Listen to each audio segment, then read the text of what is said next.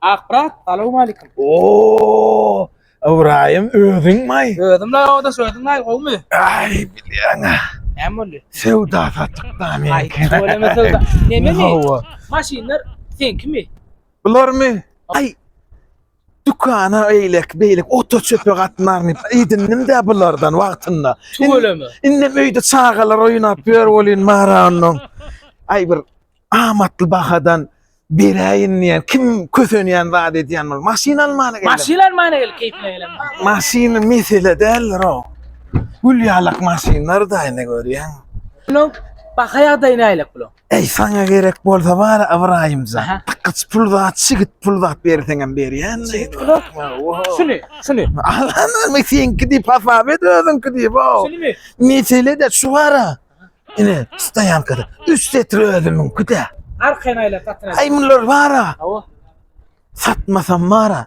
Sağalar üyde vara. Kurçok koşuydu aylanıp görürler de. Onu dükkana sürüsüp. Ödüm Mercedes aldım bir stör tane. Ne malum? Mercedes. Ha. Rolls vara. Ava. Ondan idindim.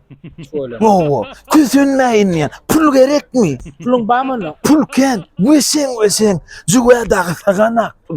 Kapsığı saganak. Halt edindim ödüm. Haltası edindim. Nemem dost. Kardı gerek kodu fingan. Arkanayla vermeli kendi anno. Karız diyere. Karız verem akmen hiç satsan. Şeyle bir Ay. giden gitti. Sünyalı oğlanların bolup dura Giden gitti. Nememi onu bu maşini bakasına lala sarfa. Masin gerek değil mi? Ne?